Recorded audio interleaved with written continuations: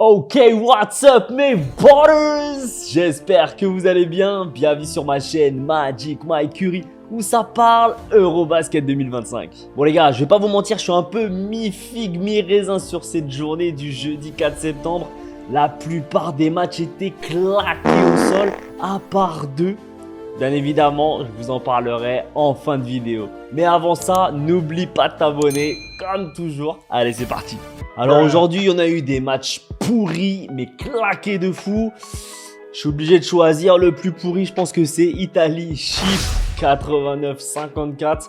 Comme toujours, Chypre est nul de ouf. Il y a eu des déchets. Franchement, est-ce qu'on peut appeler ça un match de basket? Je sais pas. Et l'Italie, je pense que il a été emmené par justement le jeu médiocre de Chypre. Et du coup, bah, il n'y a rien eu. Il n'y a pas eu de puissance. Il n'y a pas eu de... C'était mou. Et franchement, rien d'autre à dire. Autre match pour moi qui était sans importance. Pologne-Belgique, 69-70. Alors, je tiens quand même à noter que sur tout le match, c'était pas dingue. C'était pas fou, juste la dernière minute. Il y a eu un petit buzzer beater à 3,2 secondes. Manu Lecomte qui offre du coup la victoire pour les Belges. Ça a un peu rehaussé le niveau, mais sinon, franchement, rien d'autre à dire sur ce match. Autre match sympa, mais sans plus aussi. Bosnie-Géorgie 84-76. Je sais pas comment, mais en tout cas, la Bosnie a réussi à se qualifier pour les huitièmes de finale. C'est tout ce que je peux dire. Youssouf Nurkic, 15 points, 12 rebonds. À lui tout seul, il a ramené la Bosnie en huitième. Franchement, chapeau bas l'artiste, t'es très fort. On commence à aller sur des matchs un peu plus sympas à regarder, mais franchement, sans waouh. France-Islande 114-74. Il y a eu du jeu, il y a eu des paniers, mais sinon, franchement, rien de plus à dire. C'était un peu trop limpide, pas de suspense. Zachary Rissaché 15 points, vous voyez, c'est le meilleur scoreur et le meilleur joueur qui voit le niveau. Et après tous les autres étaient voilà, bon, ça a fait tourner l'effectif, c'était sympa de voir l'équipe de France, mais c'est tout.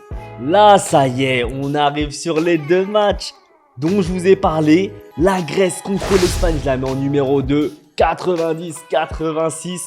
C'était un beau match, un match où ça rendait des coups, ça balançait des coups, ça ramenait les autres. Franchement, c'était un beau match. On avait un grand Yanis. Alors Yanis, ce qui est marrant, je ne sais pas si vous suivez bien le tournoi, mais un match sur deux, il est au repos. Alors au début, il y a des problèmes de genoux qui se disaient un peu dans les couloirs. Je ne sais pas si c'est vrai, mais en tout cas, franchement, Yanis, à chaque fois qu'il est là, il tabasse. Il a fait 25 points, 14 rebonds et 9 passes D sur ce match contre l'Espagne. Et en plus de ça, cerise sur le gâteau, il a éliminé l'Espagne. Franchement, c'est historique pour vous dire. C'est pas waouh, c'est historique les gars. L'Espagne n'a jamais été éliminée en phase de poule en Eurobasket et là, c'est le cas. C'est vrai qu'effectivement, j'avais dit que l'Espagne allait être dans le quart de finale. Au final, quand j'ai vu le premier match de l'Espagne qui était fade, le match était fade. Quand tu vois que Santi Aldama, c'est le leader de l'équipe et que ses co-capitaines, ses co-lieutenants, c'est Juancho et Willy Hernan Gomez. Ça y est, c'est fini là. Là, l'Espagne out. Il n'y a plus de... Ramenez du Pogazol, les gars. Ramenez du Margasol. C'est ça qu'on veut. L'Espagne avec du chaud, avec de la salsa. Là, c'était fade. Là, ça manquait de sel. Ça manquait de... Tu vois. Là, franchement, heureusement que l'Espagne est partie parce que franchement, ils n'auraient jamais donné quelque chose de beau. Donc, merci à la Grèce. Franchement, vous nous sauvez. Et bien évidemment, les gars, bien évidemment, si vous avez regardé ce tournoi, cette journée du jeudi 4 septembre, vous êtes obligé de dire que le match le plus fou, c'est bien évidemment la Slovénie contre l'Israël, 106-96. Ça, c'était un match dantesque. Un match à la hauteur d'un Luka Magic, les gars.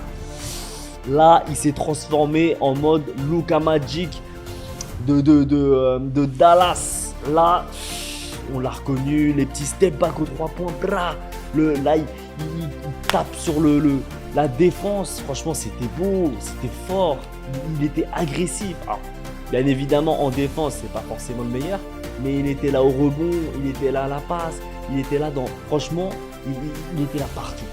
Après, seul bémol, c'est que tu vois qu'il était un peu frustré par ses coéquipiers parce qu'ils sont pas au niveau. Franchement, je pense qu'il voit la diff entre ses collègues, on va dire, de Dallas et maintenant des Lakers à ses collègues de la Slovénie. Franchement, c'est pas le même niveau. Des fois, il met des passes diamants. Il a mis une passe millimétrée entre 2 défenseurs. Ça va directement dans les mains de son intérieur. Il avait juste à la déposer, à faire un dunk, ce que tu veux. Il avait gagné. Ah, c'était trop. Franchement, tu l'as vu après, le caméraman, il s'est régalé. Il a dit, je vais faire un gros plan sur Doncic. Il est en mode... Franchement, t'es frustré. Et là, je pense qu'effectivement, Luka Doncic, il se dit, je vais aller jusqu'au bout. Je vais essayer de porter jusqu'au bout. Parce que s'il vient dans un tournoi, Luka Doncic, c'est pas pour rien. Donc là, il s'est imposé en tant que leader de l'équipe slovène. Il va essayer de la pousser jusqu'au bout. Et à un moment donné, ça va pêcher. Et je pense que les 8e de finale, je ne sais plus contre qui il joue, mais ça va être compliqué. En tout cas, on a eu un Luka Doncic des grands rendez-vous, les gars. 37 points, 11 rebonds, 9 passes D, 3 interceptions et un contre. Et en face de lui, un Denis Avdija, 34 points, 9 rebonds. Ah, c'était beau. Moi, je vous ai dit, c'était un combat des titans, les gars. C'était très fort. Et ça se rendait là pareil, 106-96.